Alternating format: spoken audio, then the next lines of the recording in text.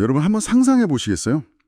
당대 최고의 권력과 지성을 가진 한 남자가 그 남들의 눈을 피해서 한밤중에 아주 비밀스러운 만남을 가집니다. 네, 굉장히 극적인 상황이죠. 맞아요.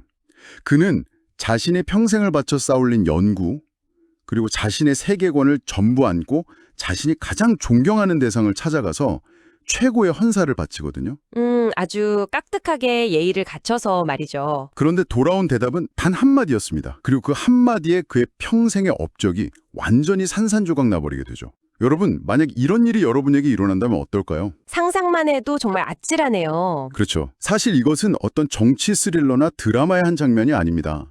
오늘 우리가 파고들 출처, 바로 성경 요한복음 3장에 기록된 실제 사건입니다. 임원 심층 탐구에 오신 여러분을 환영합니다. 우리가 오늘 다룰 이 성경은 단순히 고대의 종교적인 문답 정도가 아닙니다.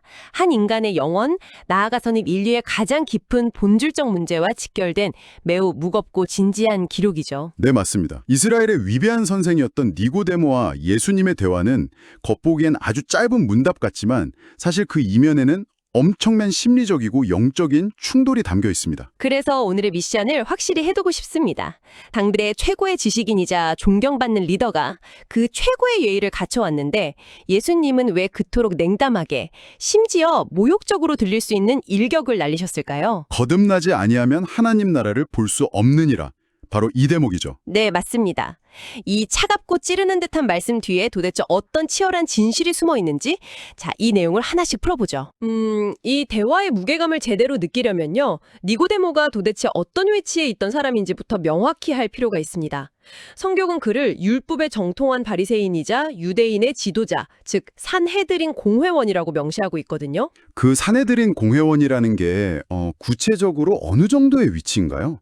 오늘날로 치면 어떤 느낌인지 확 와닿지가 않아서요. 아주 쉽게 비유를 해보자면 대법원장과 최고 명문대의 종신 교수를 하나로 합쳐놓은 것과 같은 절대적인 권위자라고 보시면 됩니다. 와, 대법원장과 종신교수요? 네, 정치적이고 사법적인 권력은 물론이고 이스라엘 전체의 정신적 지주 역할을 하던 지식의 최정점에 있던 사람이죠. 엄청난 엘리트네요, 정말. 그렇죠. 그런 그가 예수님이 행하시는 표적, 그러니까 기적들을 보고 아, 이분은 정말 하나님께로부터 오신 선생이구나 하고 확신을 한 겁니다. 그래서 자신의 그 높은 사회적 체면을 걸고 찾아간 거군요. 맞습니다. 비록 남들의 눈을 피한 밤이긴 했지만 예수님을 찾아가서 당신은 하나님으로부터 오신 분입니다. 라며 진심 어린 찬사를 보냅니다. 제가 만약 니고데모였다면 당연히 환대를 기대했을 것 같아요.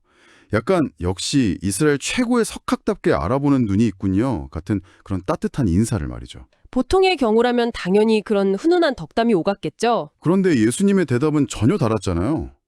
네가 새롭게 태어나지 않으면 너는 하나님 나라를 구경조차 할 수 없다.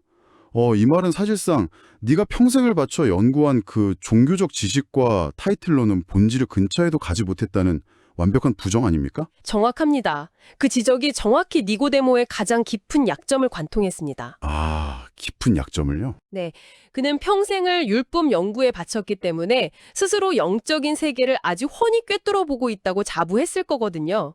자신이 서 있는 땅이 흔들릴 것이라고는 단 한 번도 상상해 본 적이 없었을 겁니다. 그렇겠네요. 자부심이 대단했을 테니까요. 그런데 방비조차 하지 않았던 존재의 가장 깊은 밑바닥을 정통으로 찔린 거죠. 잠깐만요. 바로 그 대목에서 제가 성경을 읽을 때마다 항상 이해가 안 가던 부분이 있습니다.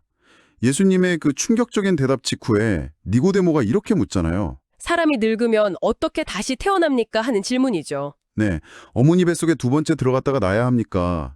솔직히 저는 이 질문이 너무 엉뚱해서 니고데모가 기분이 상해서 비아냥거리는 건 줄 알았습니다.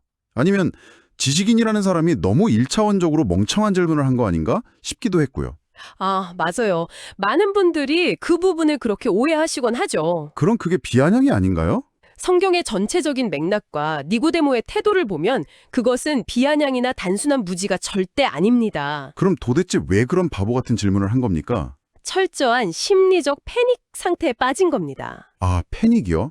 니고데모 같은 최고 수준의 학자라면 구약 성경에 등장하는 마음의 할례나 영적인 씻음 같은 은유적 표현을 모를 리가 없거든요. 그렇죠. 평생 성경을 연구한 사람인데 모를 수가 없겠죠. 그런데 예수님의 말씀은 그의 지적 체계로는 도저히 해석이 안 되는 완전히 다른 차원의 진실이었던 겁니다. 자신의 영적 실상이 완전히 발가벗겨진 극도의 당황스러움 속에서 뇌의 회로가 정지되어 버린 채 내뱉은 횡설수설에 가까운 거죠. 와, 그러니까 상대방의 날카로운 논리에 완전히 압도당해서 머릿속이 하얘진 채로 그냥 아무 말이나 튀어나온 상황이라는 거군요. 진짜 머리를 세게 한 대 맞은 기분이었겠네요. 네, 완전히 무너져 내린 순간이죠. 하지만 여기서 진짜 중요한 질문이 생깁니다. 예수님은 왜 굳이 그렇게까지 하셔야 했을까요? 좀 부드럽게 타일러 주실 수도 있었을 텐데 예의 바르게 찾아온 노학자의 자존심을 이렇게 처참하게 짓밟은 이유가 무엇인지 납득하기가 좀 어렵습니다. 그 이유를 이해하려면 이 사건 하나만 떼어놓고 볼 것이 아니라 성경 전체가 보여주는 더 깊은 패턴 속으로 들어가 봐야 합니다. 아, 성경의 다른 부분과 연결이 되는군요. 네, 이 상황과 완벽하게 겹치는 또 다른 사건이 성경 마가복음 10장에 등장하죠. 바로 부자 청년의 이야기입니다. 부자 청년이요? 아, 예수님께 영생을 어떻게 얻느냐고 물었던 그 청년 말씀이시군요. 맞습니다. 아주 유명한 사건이죠. 그런데 돈이 많아서 예수님께 모든 것을 팔라는 명령을 들었던 그 사건과 한밤중에 진리를 찾아서 온 늙은 학자 니고데모의 대화가 도대체 무슨 상관이 있는 거죠? 연결고리가 잘 안 보이는데요? 겉모습은 다르지만 두 사람의 본질적인 영적 상태가 정확히 일치하기 때문입니다. 영적 상태가 일치한다고요? 네, 부자 청년은 젊고 돈이 많고 심지어 십계명을 어릴 적부터 다 지켰다고 자부할 만큼 도덕적으로나 종교적으로 완벽해 보이는 사람이었죠. 니고데모 역시 종교적 지식과 지위로 무장한 완벽한 율법학자였죠. 아, 둘 다 자기 분야에서 완벽을 자랑하던 사람이네요. 그렇죠. 두 사람 모두 자기 자신에 대한 깊은 신뢰, 즉 자신의 행위와 지식으로 무언가를 이뤄낼 수 있다는 아주 단단한 껍질을 두르고 있었습니다. 부자 청년에게 내 모든 재산을 팔라고 하신 것은 그의 자기 신뢰의 기반을 무너뜨리는 예수님의 예리한 메스였던 겁니다. 아, 듣고 보니 묘하게 겹치네요.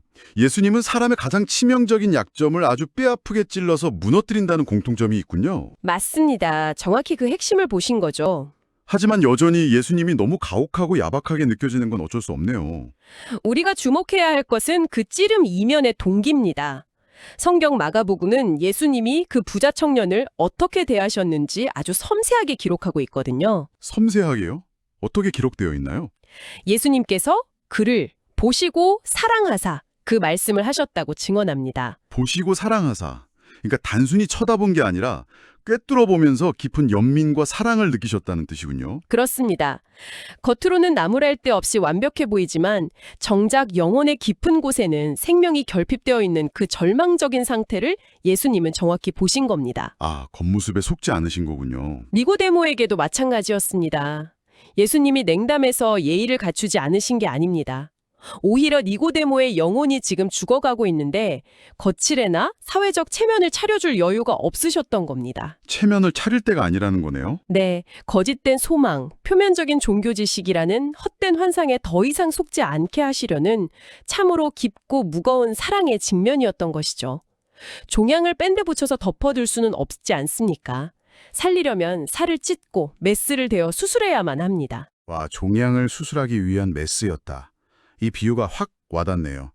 그렇다면 우리가 그 수술의 구체적인 부위가 어디인지 좀 들여다봐야겠습니다. 아주 중요한 포인트입니다. 니고데모는 분명 당신은 하나님이 보내신 분입니다 라고만 말했는데 예수님은 불쑥 하나님 나라를 꺼내십니다.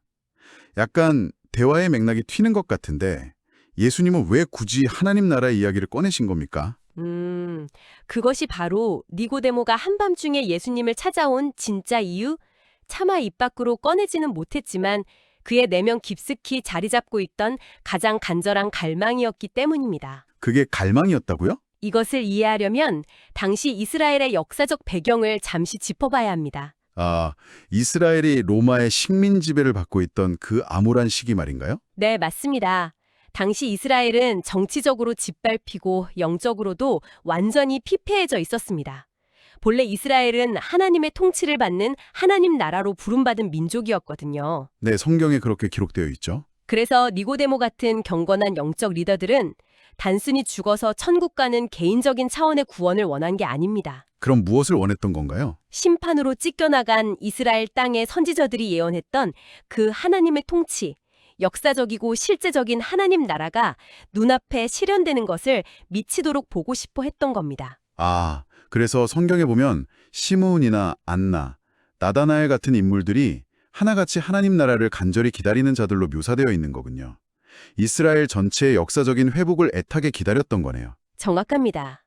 그런 간절한 기다림 속에 있던 니고데모의 눈앞에 예수님이 등장하신 겁니다. 예수님이 기적을 행하시니까요. 네, 물로 포도주를 만드시고 불치병을 고치시는 등 사람의 능력으로는 도저히 불가능한 거대한 기적과 권능, 즉 표적을 행하시는 것을 보게 된 거죠. 알겠습니다.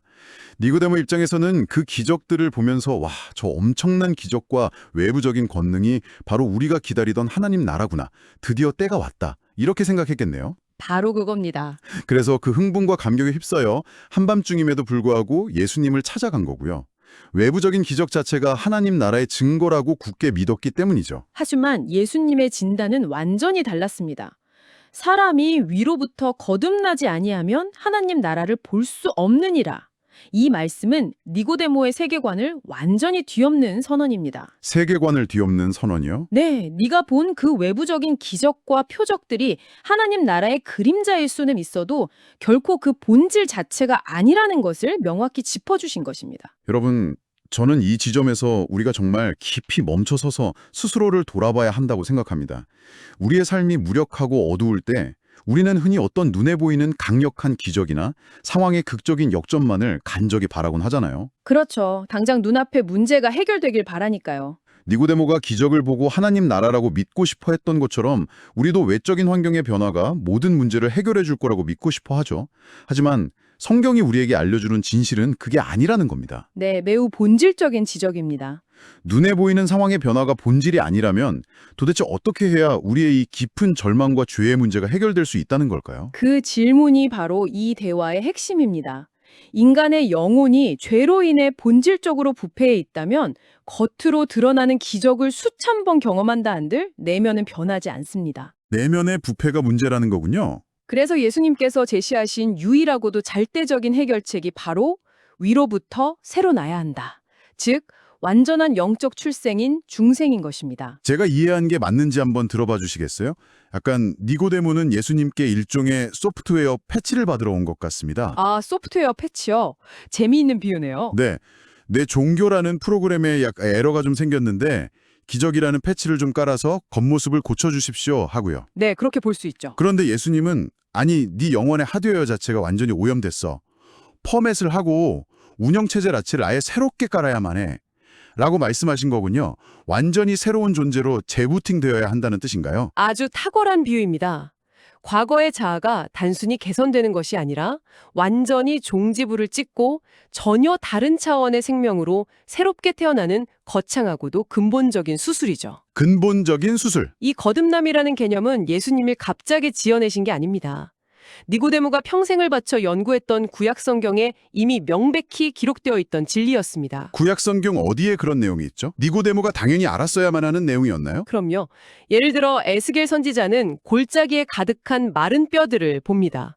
죽어서 말라비틀어진 뼈들, 즉 스스로의 힘으로는 절대 살아날 수 없는 부패한 인간의 상태를 상징하죠. 아, 그 유명한 마른 뼈 환상이군요. 그런데 거기에 하나님의 영, 즉 생기가 불어닥치면서 그 뼈들이 살아나 거대한 군대를 이루는 환상을 성경은 기록합니다. 사도 바울 역시 로마서에서 물리적인 육체에 하는 할례가 진짜가 아니라 할례는 마음의 할지니라고 하며 이면적 유대인, 즉 영혼의 근본적 변화를 강조했죠. 마음의 할례라는 표현이 정확히 영혼의 변화를 말하는 거네요. 네, 물리적인 껍데기를 자르는 외적 종교 의식이 아니라 성령에 의해 심장이 완전히 새 곳으로 교체되는 내면의 수술을 의미하는 겁니다. 그러니까 정리하자면 니고데모가 자랑했던 그 화려한 율법 지식, 종교적 지위, 심지어 예수님이 행하신 놀라운 기적을 두 눈으로 목격한 그 감격스러운 경험조차도 결국 이 내면의 완전한 재창조, 위로부터 다시 태어나는 역사 없이는 아무런 소용이 없다는 거네요. 바로 그것입니다. 이것이 없이는 그가 그토록 애타게 갈망하던 이스라엘의 회복도 하나님 나라의 생생한 통치도 결단코 경험할 수 없다는 그 묵직한 진리를 선포하신 거군요. 네, 인간이 고안해낸 어떤 종교적인 지식이나 도덕적 열심, 철학적 수양으로도 다를 수 없는 영역이 있습니다. 오직 인간 존재의 근원이 뒤바뀌는 성경의 초자연적인 창조 사건만이 우리를 참된 생명과 하나님 나라로 인도한다는 것. 이것이 우리가 이 성경 앞에서 직면해야 할 무겁고도 진지한 진실입니다. 참으로 생각이 많아지는 대화입니다.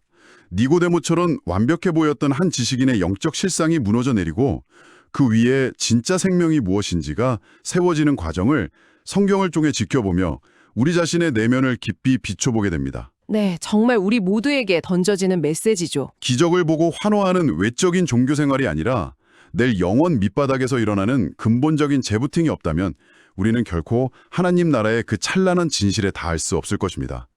자, 이제 오늘의 깊고 진지했던 이번 심층 탐구를 마무리하면서 여러분 스스로에게 던져볼 도발적인 마지막 질문을 하나 남기고 싶습니다. 어떤 질문일지 기대가 되네요. 외적 상황의 반전이 아니라 오직 내 영혼에서 가장 깊고 은밀한 곳에서 벌어지는 비가시적인 완전한 영적 재창조라면 말입니다.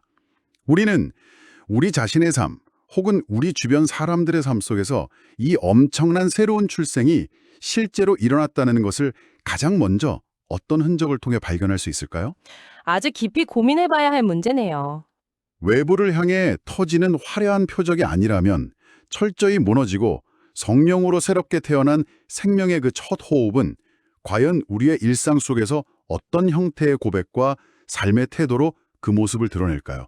이 묵직한 질문을 가슴에 품어보시길 바랍니다. 지금까지 심층 탐구였습니다.